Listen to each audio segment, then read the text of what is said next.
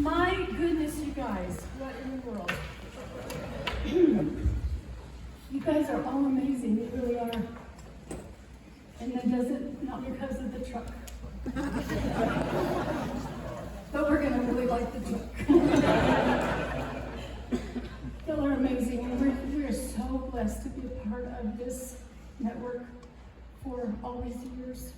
We didn't know, you don't know what God has in your future, but you always say yes to what He wants you to do.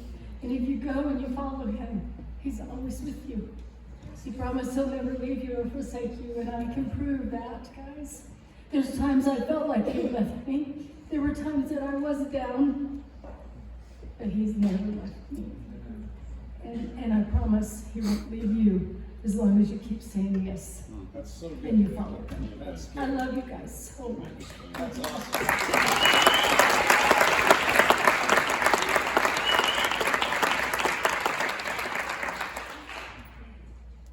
First of all, I want you to recognize that Marcus came up to talk a little bit earlier. That is the Marcus after 14 years of hard work and dedication to try to address the issues in his heart. And countless hours of counseling. And a 360 evaluation by Sam Farina, the coach.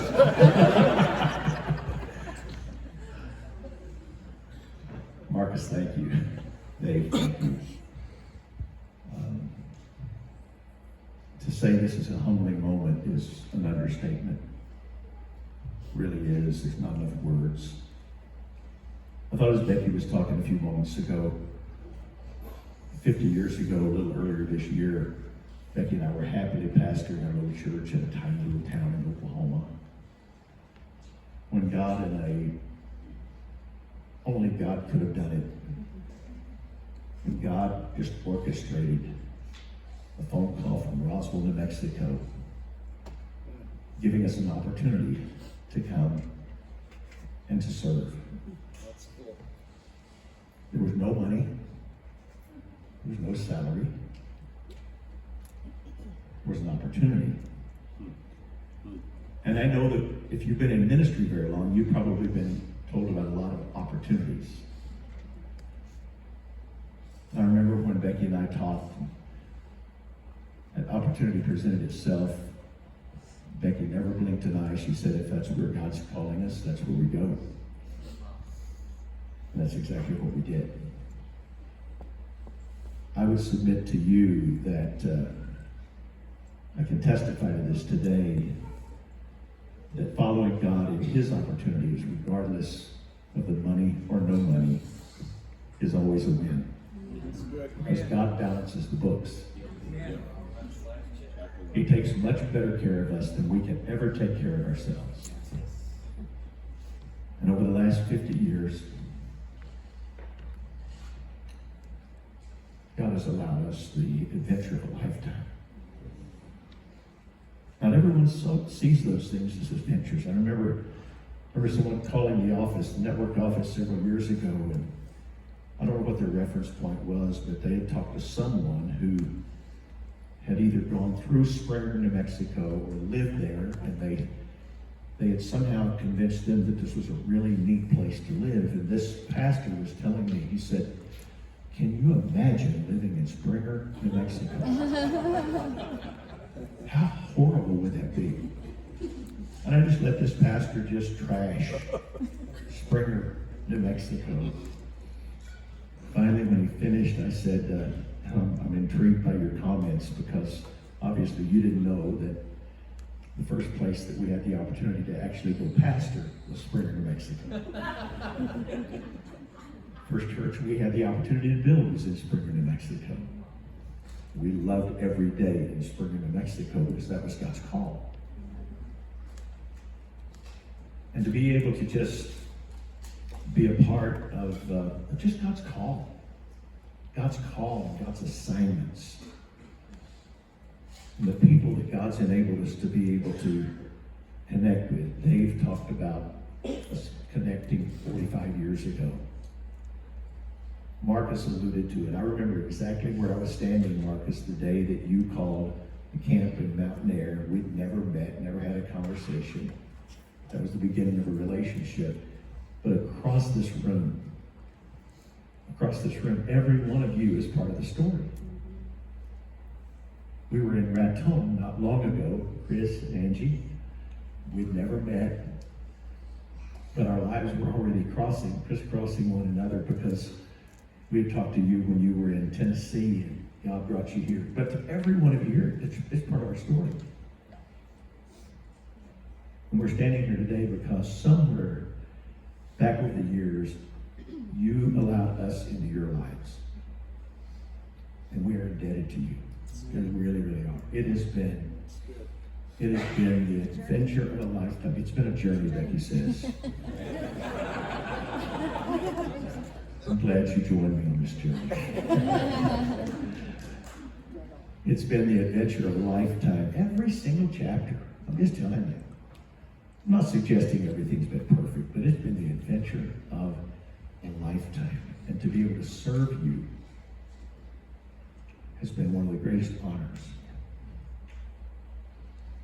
I can tell you that we were never chosen for any position that we fulfilled because we were worthy, or we were deserving, or we were qualified. I'll leave it up to God, but I just know that God calls, There you go. and He assigns, and He equips beyond our abilities, and He enables us to fulfill the calling. And He gives us the gift of being able to fulfill that calling with people that maybe we didn't even know on the front end, but our lives are blended together, and we weep together, and we laugh together, and we climb mountains together, and we stand in the valleys together. We do life together. And I just want to say thank you. Thank you.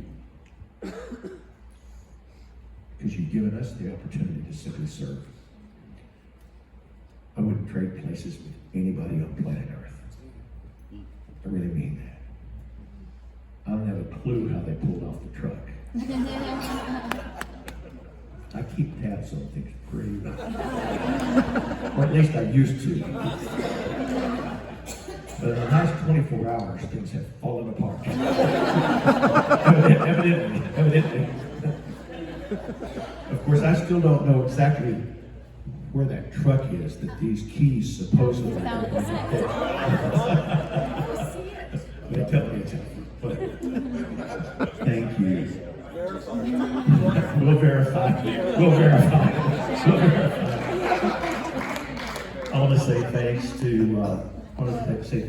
Pastor Derek and Gail. Thank you. We love you guys. We're so proud of you. We're so excited for the future of this network. Just to show just how wise your new network pastor is that they had the responsibility of putting all of this together. And now they get And yet, they claim no responsibility for anything Marcus said. Anything that has been done.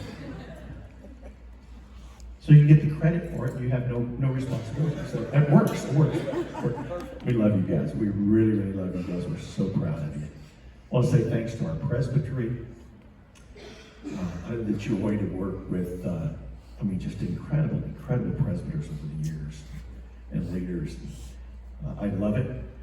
I sat with our presbyters at our last presbyters meeting, and I looked around the room and I said, guys, we're coming to the close of my final presbyters meeting to serve with you. One of the greatest joys of my life is the fact that I look around this room and every single person sitting at the table is the next generation leader, except me. And I said, we'll take care of that on April the 8th. And we have an amazing, we have never had a better presbytery than we have right now. And you might say, what about that next generation thing? Let me tell you, every one of them is a high level, quality, next generation leader. Thank you, presbyters. Thank you, pastors. You've given us the joy of being able to come to your churches and share meals together and share ministry together. And you've blessed us beyond anything we could ever imagine. And we don't have enough words to express our gratitude. I want to say thanks to special friends that have come today. And I'd get in trouble if I started trying to list everyone. But Tim and Jill from South Texas, superintendents in South Texas. You guys didn't need to come to New Mexico. Man, we love you guys. We've been able to kind of journey together. That word journey keeps coming up, but anyway, we've had those opportunities to be able to just go on this journey together. And thanks for taking a little time out of your schedule and come and be with us. To our family that has come, I want to say thanks. We're really, really grateful for every one of the family members that have made this possible. Doug, thank you, General Superintendent. I don't know how you planned to, how you were able to coordinate this. How did you know that this would be the year that this was going to happen? General Superintendents know that kind of thing. But we're just really, really grateful. So, not anything more. I just want you to know we love you. We're not going anywhere. We're really excited about our next assignment. We talked a little bit about this on leadership tour. We'll start stepping into it in the months to come. I had several people ask me, the details on that, and I said, we really haven't given a lot of attention. Becky asked me a few weeks ago if I've been giving much thought to the details of next, and I said, no, I haven't at all. I don't plan to. I have two priorities right now. Number one, finish strong. And number two, transition well. Those will be the priorities. Those will be the priorities until they are accomplished. And then we'll step into next. God bless you all.